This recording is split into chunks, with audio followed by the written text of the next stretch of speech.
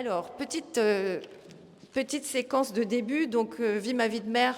Comme je disais, en fait, le maire, c'est celui qu'on rencontre ou celle qu'on rencontre au marché, à qui on dit j'ai besoin d'un logement pour moi, pour mon fils, mes voisins m'emmerdent, je voudrais changer, déménager, je peux plus payer, etc.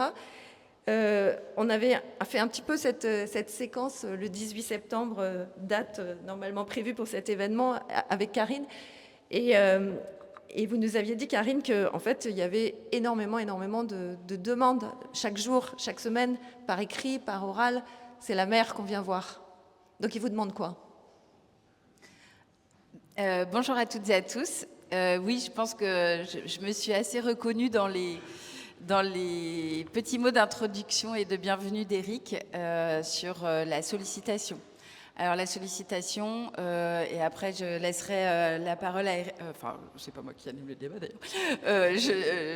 La sollicitation pour un arrondissement qui est moins important que le 20e, c'est le 14e, 134 000 habitants. C'est aussi plus de 9 000, 10 000 demandeurs et demandeuses de logement. Et on a un quart, un peu moins d'un quart d'ailleurs maintenant, de demandes de logements en mutation, en échange de personnes qui sont déjà dans le parc social et qui souhaitent changer pour différentes raisons. Et donc, tous les jours, c'est donc des sollicitations parce que là, on parle de l'élu, donc du maire ou de la maire. C'est, je dirais, une quarantaine de sollicitations chaque jour. Il y a une petite pause pendant l'été, très légère, une diminution des sollicitations. Mais quand je dis 40 à 50 sollicitations, c'est par courrier. On reçoit à peu près une quinzaine de courriers papier. On a l'équivalent ou un peu plus en courrier électronique. J'ai toujours 3 messengers de sollicitation logement et peut-être 1 ou 2 sur ma messagerie du compte Instagram. Je tiens moi-même mes réseaux, mes comptes de réseaux sociaux. Et puis, c'est dans la rue, bien évidemment. Voilà, c'est quand on croise, quand on marche, quand on va dans un rendez-vous, sans avoir de rendez-vous de permanence, comme on dit, consacré spécifiquement à ça. Éric ?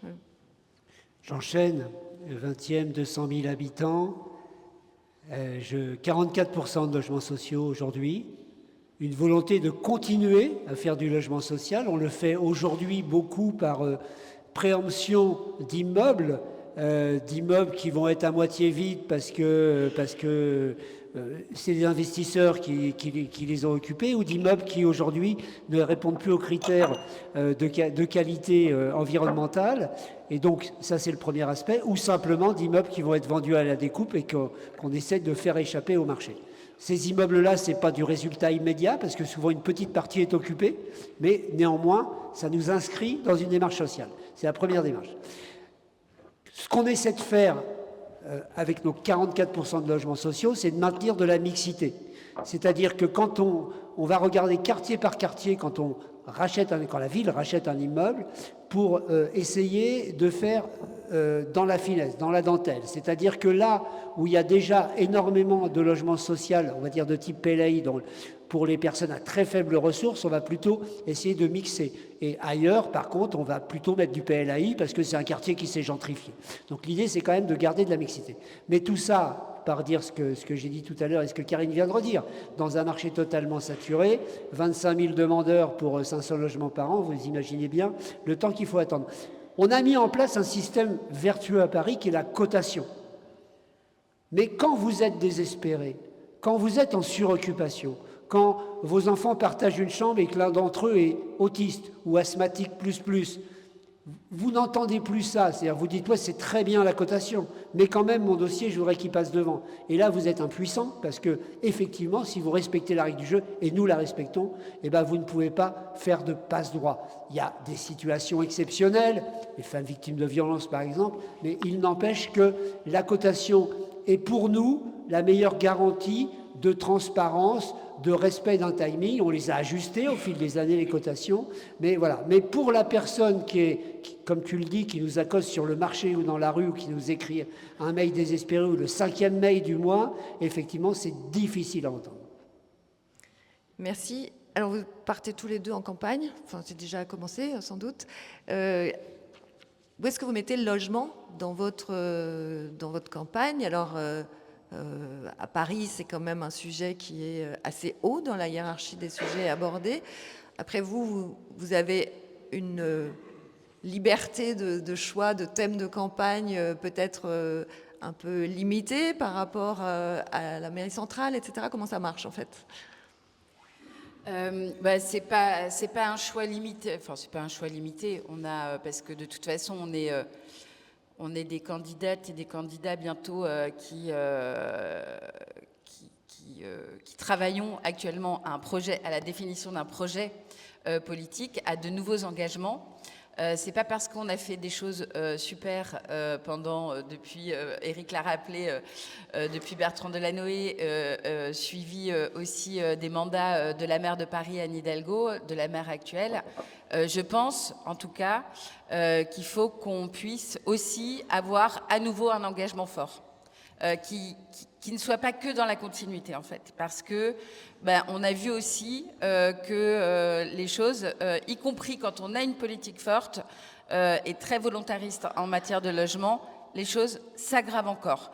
Et la précarité s'aggrave encore. Et je rejoins parfaitement ce qu'a dit Catherine tout à l'heure en introduction sur le fait que ça, du coup, ampute le mal logement et le logement très cher, inaccessible, inabordable, ampute tout un tas d'autres secteurs de la société qui sont des choses qui pourraient être des choses beaucoup plus positives et beaucoup plus vertueuses pour tout un tas de sujets.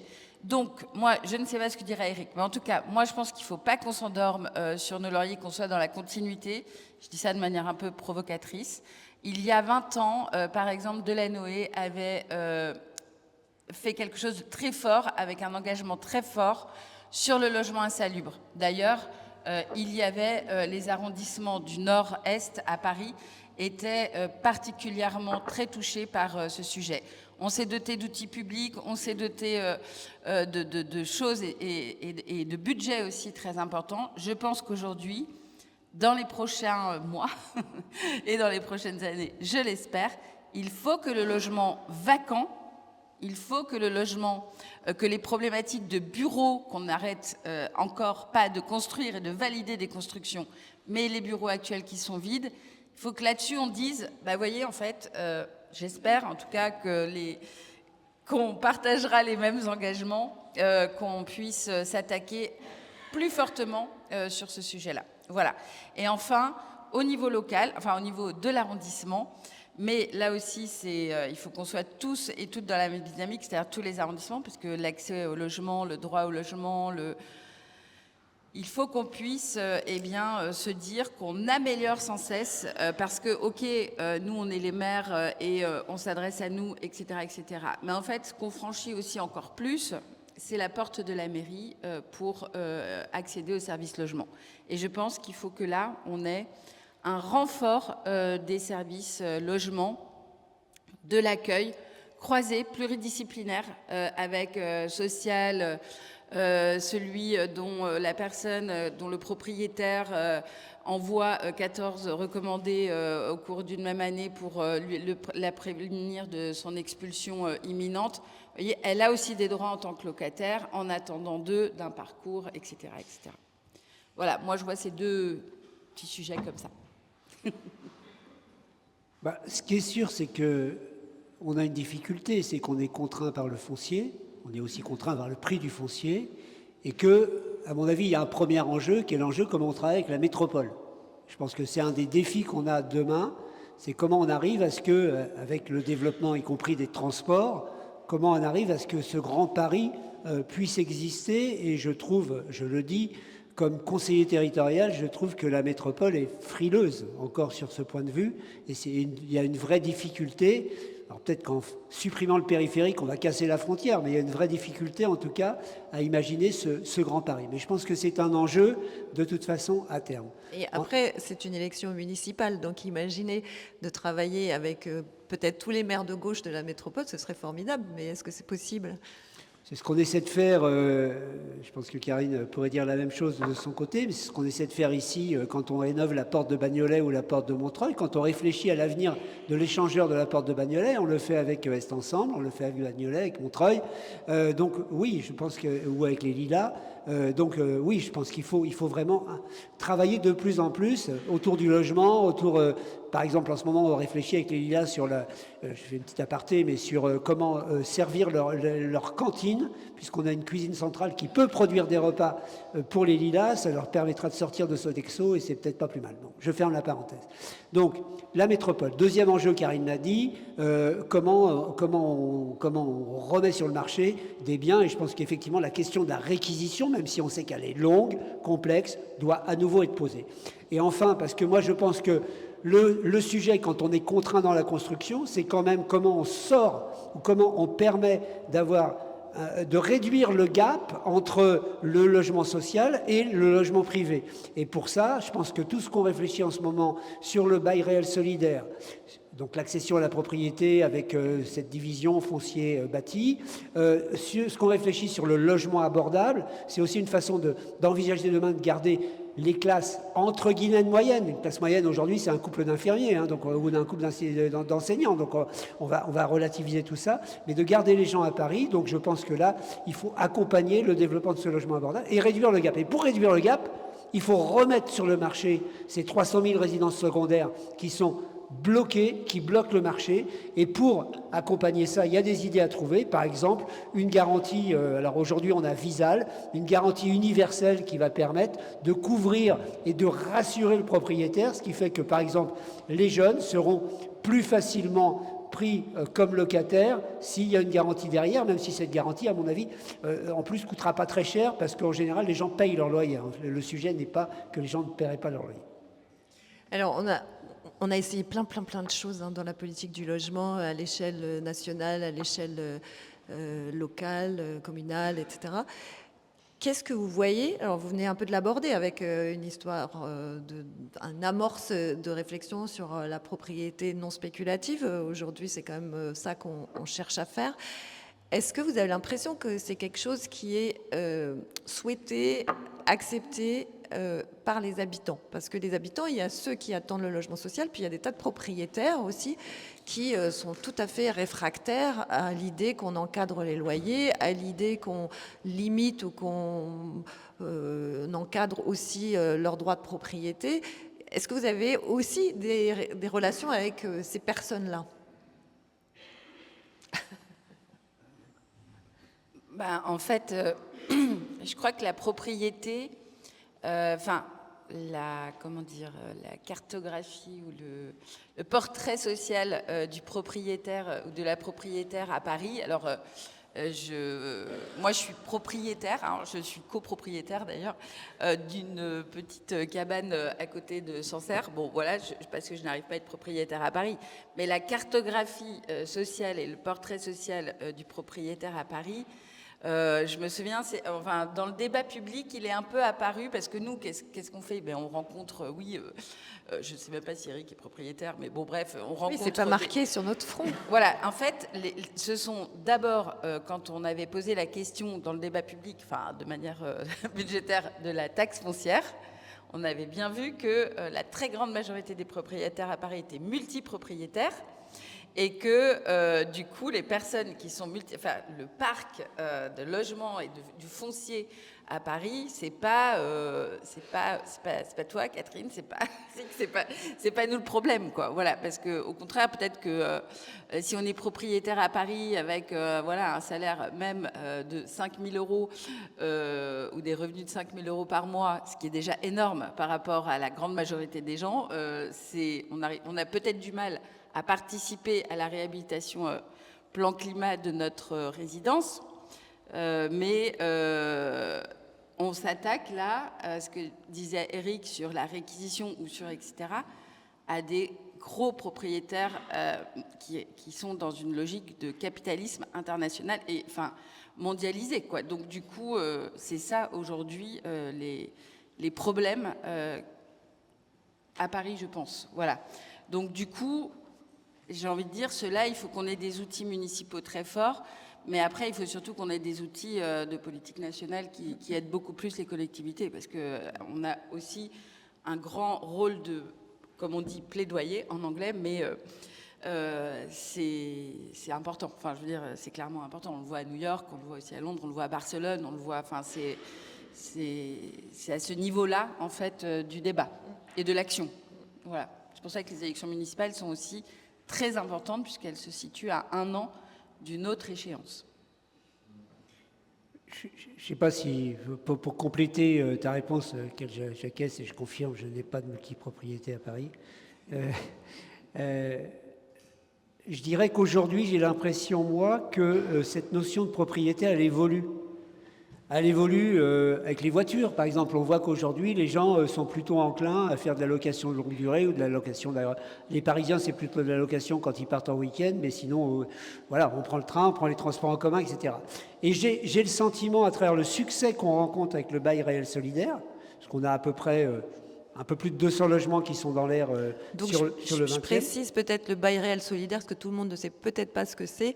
C'est la possibilité pour un ménage d'acheter un logement en achetant, pour faire très simple, en achetant les murs, mais pas le terrain. Donc il est locataire du terrain pour lequel il va verser une redevance, et il est propriétaire des murs qui pourra conserver comme un propriétaire, qui pourra revendre sans plus-value et qui pourra transmettre, tout ça sous condition de ressources. Oui, sachant que le gros plus, c'est qu'à Paris, c'est une foncière publique qui reste propriétaire. C'est la ville, en fait, à travers sa foncière, qui reste propriétaire du terrain. Donc, c'est des garanties aussi pour l'avenir. Oui. Puis ce que j'ai oublié de dire, mais parce que ça coule de source a priori, c'est qu'évidemment, ça permet un accès au logement de 30 à 50% moins cher que sur le marché classique. Voilà. Donc, gros succès pour nous de ces opérations. On a largement plus de demandeurs que d'offres de logement. Ça veut dire qu'autour de cette notion de propriété, je vais effectivement acheter un bien, mais quelque part, on va pas être dans le même aspect spéculatif. Et effectivement, j'admets l'idée que je ne suis pas propriétaire du terrain, mais que par contre, c'est transmissible, etc., etc. Ça progresse. J'ai l'impression que ça progresse. Je pense qu'autour de cette notion de propriété, ce qu'on a envie d'abord, c'est de se loger.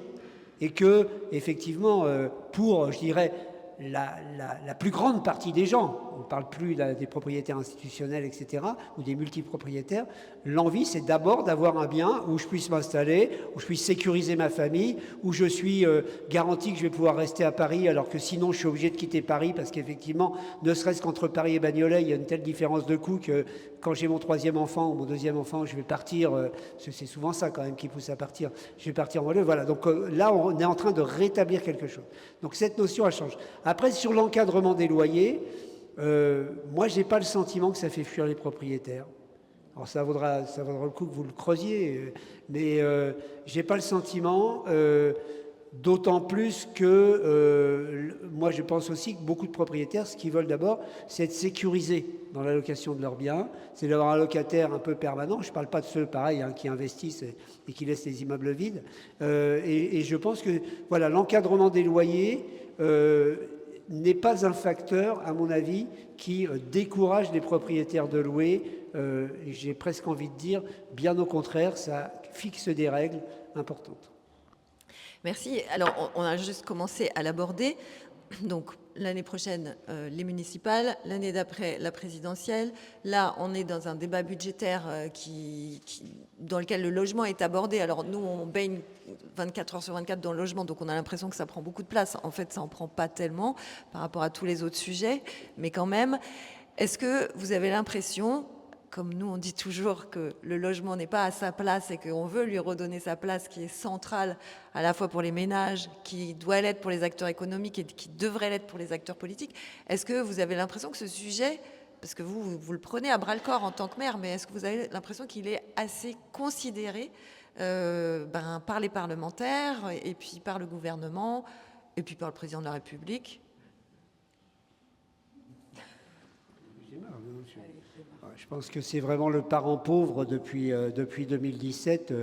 On le voit et d'ailleurs, je dirais c'est l'ensemble de la construction qui s'est cassé la figure, mais c'est particulièrement le logement social. Et je trouve que ce qu'on entend, tu évoquais la loi Kasbarian tout à l'heure, mais on va évoquer les dernières déclarations de M. Juvin, qui dit finalement, si le locataire il paye bien, au bout de 20 ans, on pourra lui donner son logement. Bon, si ce n'est pas une façon de vouloir tuer les bailleurs sociaux, je ne sais pas ce que c'est. Donc non seulement c'est un sujet qui est complètement laissé de côté, et je pense que c'est une erreur fondamentale du président de la République. On le voit bien aujourd'hui, parce que comme on disait tout à l'heure, c'est plus seulement les grandes métropoles comme Paris ou PACA qui sont impactées, c'est partout. Tu évoquais Bayonne, c'est l'ensemble de la côte et l'ensemble des villes moyennes qui sont prises par ça. Donc je pense que c'est le parent pauvre, il faut une vraie loi de programmation, il faut une vraie ambition sur ce sujet, et c'est peut-être là d'ailleurs qu'il y aura une vraie distinction entre une politique de gauche sociale et une politique de droite. Je vous le dis. Oui, moi je suis complètement d'accord. Et en effet, soit c'est... on dit que c'est absent, en fait. On dit que c'est absent comme ça parce qu'on n'en parle pas, etc. Mais en fait... à force de dire que c'est absent, c'est depuis 10 à 15 ans, c'est une volonté aussi politique, je pense. C'est clairement une ligne politique de ne pas agir sur du logement public, sur du logement abordable, et pour répondre aussi à la question sociale, à la question de la précarité, à la question du droit fondamental d'être logé et d'avoir un toit. On n'a pas parlé de la grande exclusion et des personnes à rue, mais je veux dire, c'est quand même, au bout d'un moment, c'est bien une logique politique assumée, ultralibérale, qui s'applique, où du coup on renvoie, comme pour d'autres sujets, comme la santé, comme l'alimentation, on renvoie chacun et chacune, de manière individuelle, à faire face sans protection sociale ou sans projet citoyen. Le logement n'est pas considéré comme un bouclier social ou comme faisant partie du projet citoyen de la vie, quoi. Donc moi, je suis complètement d'accord qu'il faut que le logement soit en campagne, municipale, territoriale, locale, et qu'on pousse pour les prochains sujets à venir au niveau national. Voilà, qu'on continue d'essayer. Donc vous attendez en fait des réponses de l'État. Pour l'instant, comme l'organisation de la gouvernance est faite, est-ce qu'une décentralisation, ce serait une solution de la politique du logement et des outils qui pourraient être mis à la main des maires de manière plus évidente ? Pour moi, la décentralisation, on a vu les derniers sujets qui ont fait l'objet de décentralisation.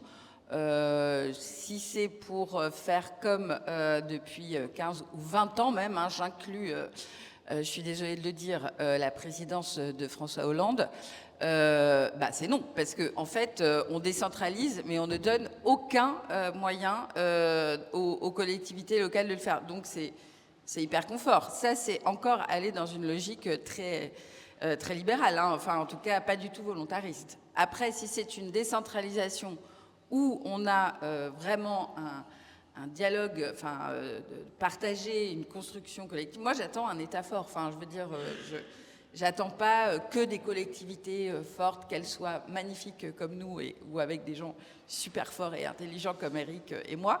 Je veux dire, non, en fait, on a besoin sur ce sujet-là d'un État fort, parce que aussi on renvoie à des différences entre citoyennes et citoyens selon les territoires. Et le droit au logement doit être considéré comme un droit, à nouveau comme un droit fondamental. Voilà, moi la décentralisation, après oui, il y a des sujets sur lesquels on voudrait avoir plusieurs. Par exemple, mardi, vous voyez, je recevais les représentants syndicaux de la maison d'arrêt de la santé, qui est dans le 14e arrondissement, qui a défrayé la chronique. Et en fait, les personnes qui bossent à la santé, ils ont un espèce de foyer à Noisy-le-Sec, dans un état totalement lamentable, pas du tout Un foyer pour habiter? Ouais, c'est-à-dire voilà, une résidence sociale, en fait, ministère de la Justice. Et ils ont 3 pauvres logements sur la plateforme Balae. Enfin bon, c'était ridicule, quoi. Voilà. Donc du coup, eux, c'est à qui on doit s'adresser si la compétence du logement est en grande partie ou totalement décentralisée? Bon, ben, je sais pas. Voilà. Je dirais 3 choses. Un État fort, je partage complètement. Un schéma régional qui soit plus cohérent, plus volontaire, enfin, ce que je disais tout à l'heure sur notamment la métropole. Et personnellement, je ne suis pas pour plus de pouvoir aux maires.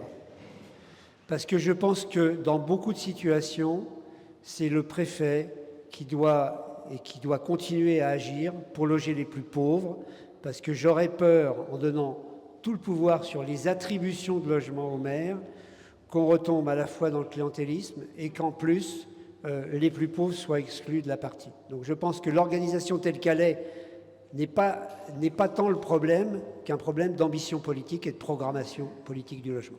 Et donc vous faites confiance au préfet? Pardon? Vous faites confiance au préfet?